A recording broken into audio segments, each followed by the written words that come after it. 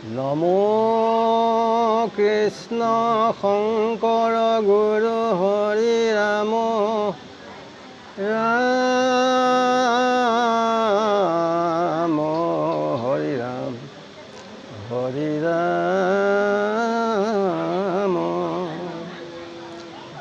ওম নমো ভগৱতে বাসুদেৱায় সোধে বায় সোধে এক নাম বোলে বা শুনে বা মনে স্মৰে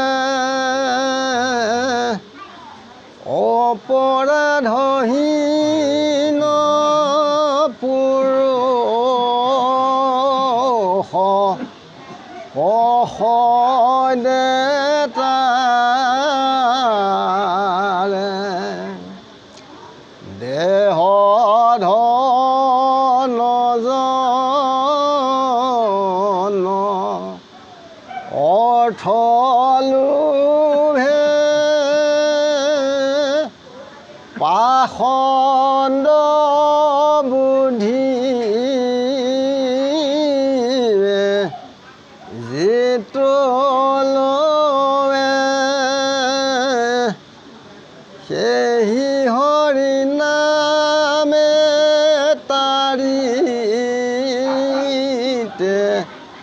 সিঘে নপাৱে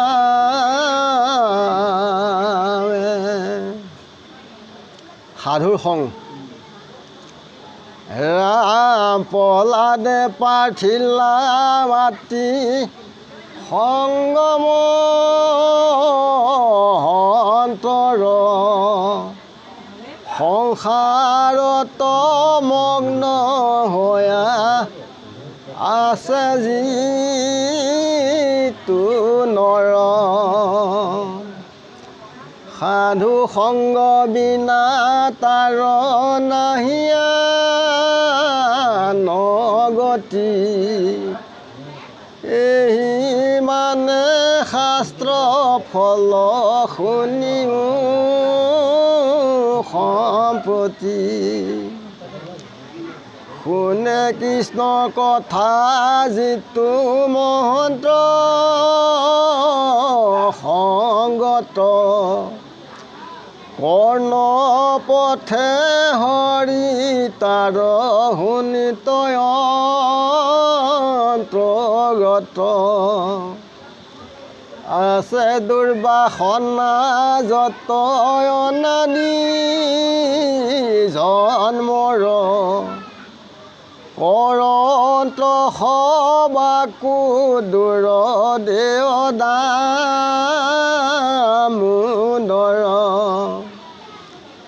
গংগাবাদী কৰি যত তীৰ্থ নিৰন্তৰ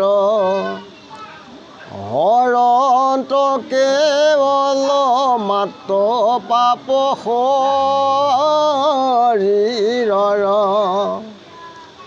সন্ত সংগে বাহিৰে ভিতৰে শুদ্ধি কৰে হেন সাধু সেৱা নকৰিবে কোনৰে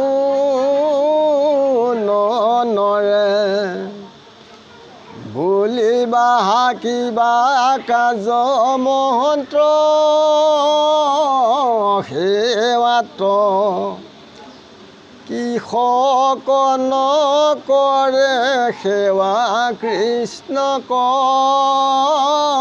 সাক্ষাৎ স্বতন্ত্ৰ বিচৰৱান অধীন সকল তা সবাক সেৱা কৰিবাৰ কোন ফল নুবুলিবাহে ন শুনামিহাৰ উত্তৰ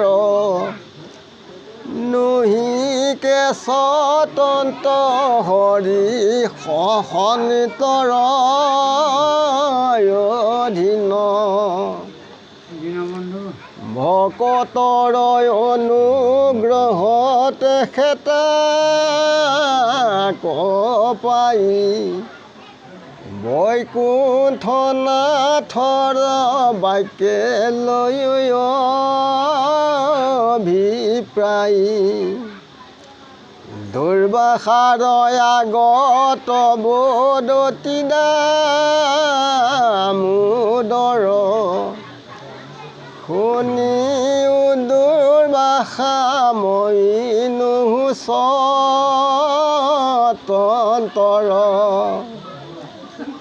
হম ঈশ্বৰ সমস্তে জগতৰ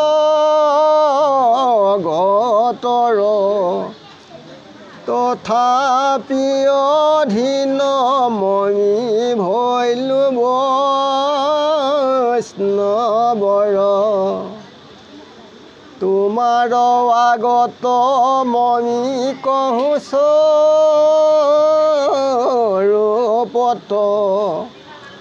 কায় বাক্য মন মোৰ খাতে ভকতত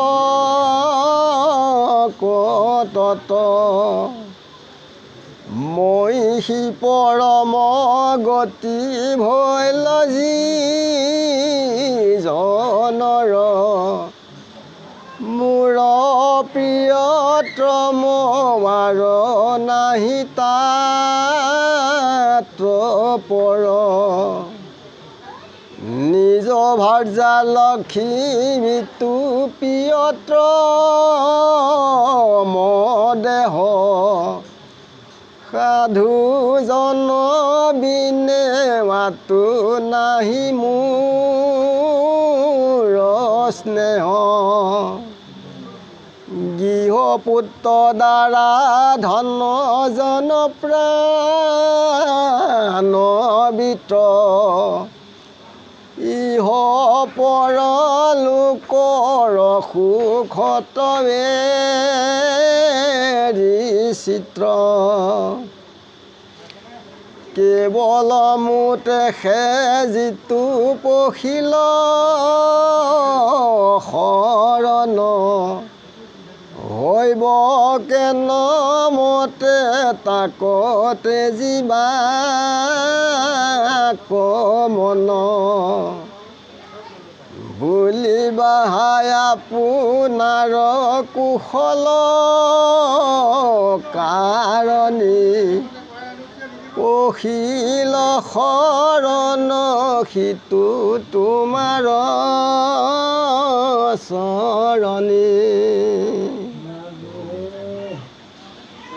যে আমাৰ যিসকল লোক সংসাৰত মগ্ন হৈ আছে বিষয় বাসনাত তেখেতসকলেও যে সাধু সংগৰ বিনে কেতিয়াও এই সংসাৰত গতি লাভ কৰিব নোৱাৰে শাস্ত্ৰৰ ফল ইমানেই যে কেৱল মহন্তৰ সংগতহে ঈশ্বৰ কৃষ্ণৰ নামগুণ শুনিলে গতি লাভ কৰিব পাৰিব যে কৰ্ণপথে ঈশ্বৰ কৃষ্ণৰ নাম মহন্তৰ সংগত শুনিলে যে উপৰি জন্মত যিবিলাক দুৰ্বাসনা জীৱই কঢ়িয়াই লৈ আহিছে তেখেতৰ নামগুণ শুনিলে সকলো দূৰ হৈ শৰীৰৰ পৰা যে গংগা গয়া আদি তীৰ্থবিলাকে যেনেকৈ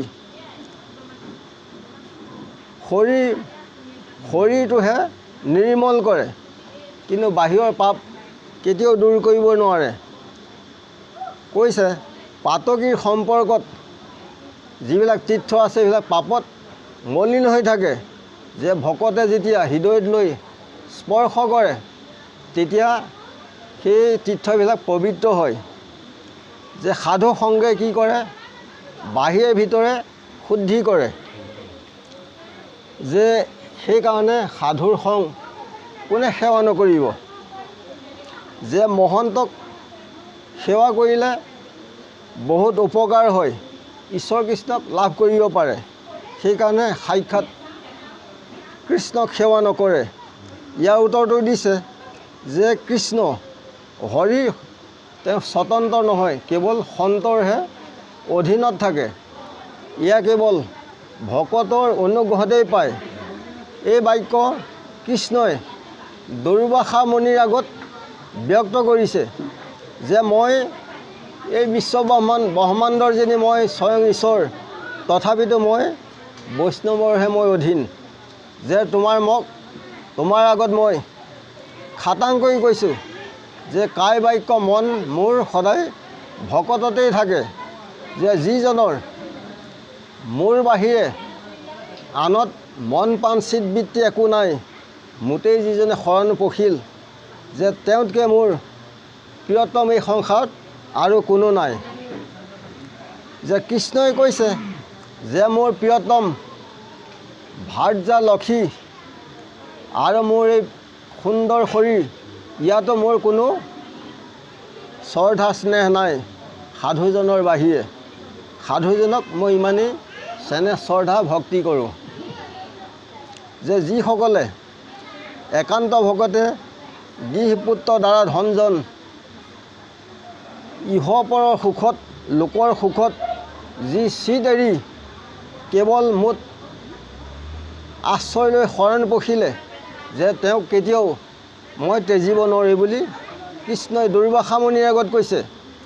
যে জীৱই নিজৰ কুশল মংগলৰ কাৰণে বৰ্তমানৰ পৰজন্মৰ কাৰণে মোৰ চৰণত আশ্ৰয় লয় আৰু মই তেখেতসকলক কৃপা কৰোঁ।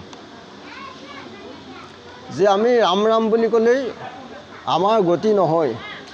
যে শবদ ব্ৰহ্মৰ যদি পাৰ হয়, যদি ঈশ্বৰ কৃষ্ণত ভক্তি নাথাকে, তেতিয়া কেতিয়াও ই ধৰ্ম নহয়। পৰম সুহৃদ কৃষ্ণ ঈশ্বৰৰ সাক্ষাৎ, প্ৰত্যেকে আচন্ত ৰহি সবাৰে হিয়াত, একচিতে চিন্তা টান চৰণ কমল, লৈও ৰাম নাম মহা মৰণ সম্বল, ঘোৰ পৰ লোকে আৰ নাহিকে সহায়, পৰম বান্ধৱ নাম এক নামত বিনাই। যে ঈশ্বৰ কৃষ্ণৰ নামৰ বাহিৰে পৰকালত আমাৰ আনে কেতিয়াও উদ্ধাৰ কৰিব, কেৱল নামতহে জীৱই গতি লাভ কৰিব পাৰে। কৃষ্ণই কাক এৰে অৰ্থাৎ কৃপা নকৰে। যে ধৰ্মশাস্ত্ৰৰ পাঠ কৰাৰ সময়ত পাঠ পঢ়িবাৰ সময় যিজনে অন্য যে কথাক পাতে, গংগাৰ তীৰত গো বাহমনক হাতে অস্ত্ৰ ধৰি কাটে, শুকৰৰ গৰ্ভে জনম ধৰিয়া 20টা ভুঞ্জি সদা থাকে, সত্য সত্য সখী তোমাকে যে কহোঁ মই এৰো জানা তাক। কৃষ্ণই অৰ্জুনক কৈছে, অৰ্থাৎ আমাৰ পৰমাত্মাই আমাৰ জীৱৰ আত্মাক আমাৰ মনুষ্য লোককে কথাখিনি কৈছে। সেইকাৰণে পাঠ পঢ়িবৰ সময়ত আন কথা পাতিব নালাগে। কংসই কৃষ্ণক কেনেকৈ পালে? কংসই কি কৰিছিলে? পিয়ন্তে বলদ সিটো পথত ভ্ৰমন্তেই, নিশ্বাস কাহন্তেই নিশা শয়ন কৰন্তেই, ভয়ত কৃষ্ণ সিটো স্মৰিল সদায়, সিহেতু কৃষ্ণ ৰূপ পাইলে কংসৰাই। যিটো নিতে ভক্তিভাৱে ভজয় ভগৱন্ত, তাহাৰ মহিমা কহি কোনে পাৱে অন্ত। যে একান্ত ভক্তে স্বৰ্গ নৰক মুক্তি কিভাৱে শুনক, স্বৰ্গ নৰকৰ যিটো পৰম মুকুতি, তিনি এক তুল্য যাৰ হৰিত ভকতি।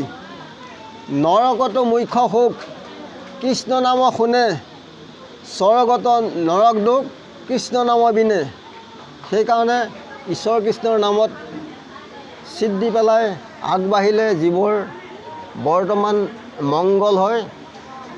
এনে মাধ্যমে আগবাঢ়িলে সকলোৱে উপকাৰ হয়। ইমানতে কৈ সবাৰ চৰণত সেৱা জনাই আমি সবাৰো কৃষ্ণৰ নাম ল'বলৈ সবাৰ হৈ আমি আত্মা ঈশ্বৰ কৃষ্ণৰ চৰণ আমি প্ৰাৰ্থনা জনাই ইমানতে ৰাখিছোঁ। গুৰু কৃষ্ণ কৃষ্ণ মহাকৃষ্ণ গুৰু হৃদয় ৰাম ৰাম ৰাম ৰাম ৰাম ৰাম কৃষ্ণ কৃষ্ণ মহাকৃষ্ণ।